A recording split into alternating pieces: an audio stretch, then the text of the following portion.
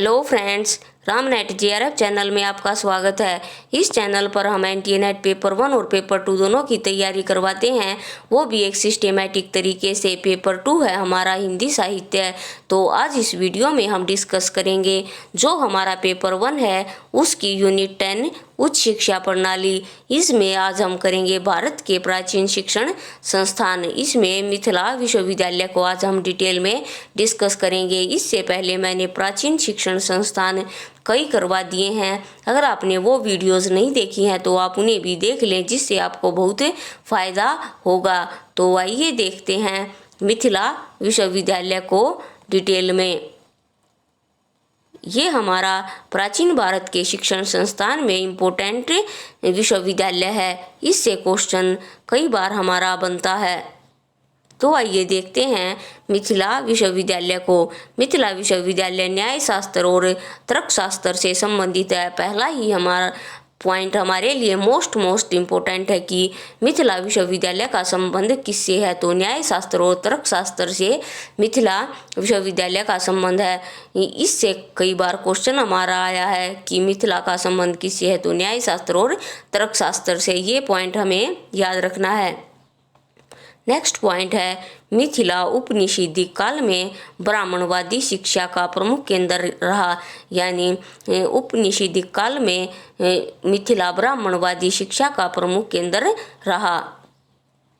Next point है मिथिला अपने समय में बहुत प्रसिद्ध था। यह राजा जनक से लेकर बौद्ध काल तक अपनी प्रसिद्धि इसने बनाए रखी या बनी रही। तो फ्रेंड्स, मिथिला अपने समय में बहुत ही ज़्यादा प्रसिद्ध यूनिवर्सिटी थी। यह राजा जनक से लेकर बौद्ध काल तक प्रसिद्ध रही और राजा जनक ने अपनी पुत्री सीता के नाम से ही इस का नाम भी रखा था, जिसे वैदेही कहा जाता है। ये पॉइंट भी हमारे लिए इम्पोर्टेंट है और याद रखना है कि मिथिला को ही वैदेही भी कहा जाता है। नेक्स्ट हमारा पॉइंट है बाद में इस जगह पर भगवान कृष्ण के भक्त पैदा हुए। तो इसी जगह पर भगवान श्री कृष्ण के भक्त यहाँ पर पैदा हुए।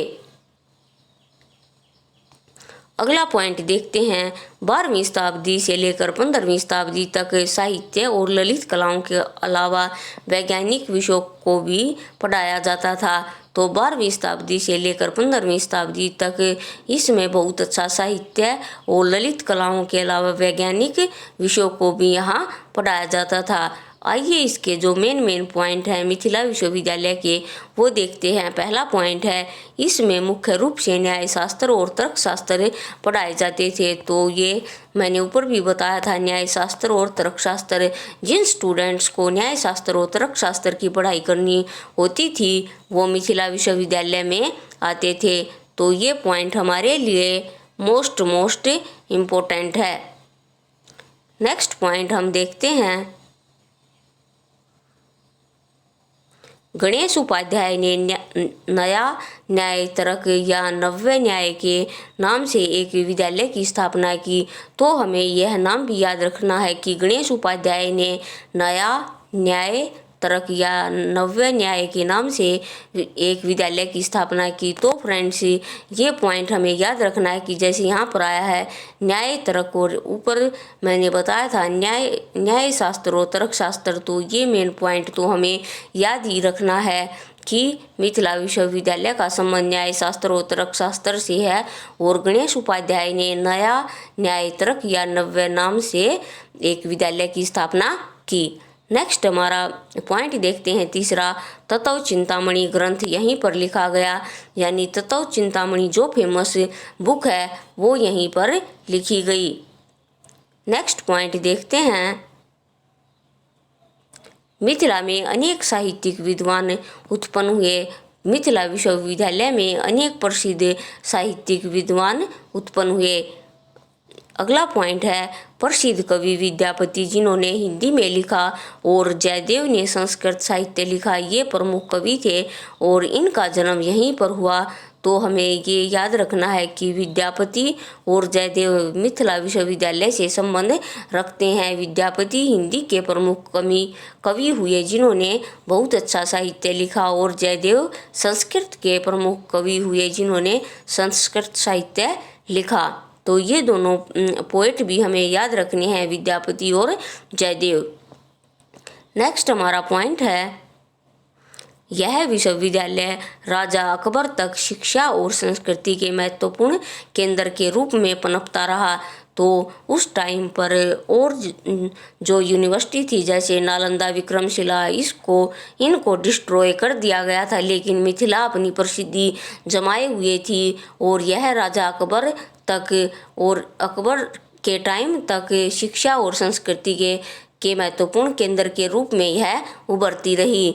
तो फ्रेंड्स, आज हमने मिथिला विश्वविद्यालय के बारे में जो इम्पोर्टेंट फैक्ट थे उनको देखा। ये फैक्ट एग्ज़ाम के पॉइंट ऑफ व्यू से बहुत ही इम्पोर्टेंट है, तो आप इन्हें अपनी नोटबुक में नोट कर लें, या अगर आप इनकी PDF लेना चाहते हैं तो हमारा टेलीग्राम ग्रुप ज्वाइन करें।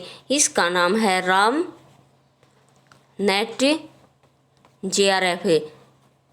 ये टेलीग्राम चैनल आप ज्वाइन करके वहाँ से PDF ले सकते हैं। मैं इसका लिंक डिस्क्रिप्शन बॉक्स में दे दूँगी, आप वहाँ से ज्वाइन कर लें। तो फ्रेंड्स, आज के लिए इस वीडियो में इतना ही। मिलते हैं नेक्स्ट वीडियो में और नए इम्पोर्टेंट यूनिवर्सिटी के साथ। तो फ्रेंड्स, इस वीडियो को लाइक करें, चैनल को सब्सक्राइब करें और इसको ज़्यादा से ज़्यादा शेयर करें। जो भी स्टूडेंट्स हिंदी साहित्य से किसी भी एग्ज़ाम की तैयारी कर रहे हैं या नेट JRF हिंदी मीडियम से पढ़ रहे हैं, सभी को इनका लाभ पहुँचे। तो फ्रेंड्स, तब तक के लिए खुश रहिए, स्वस्थ रहिए और अपने जीवन में आगे बढ़ते रहिए। Thank you.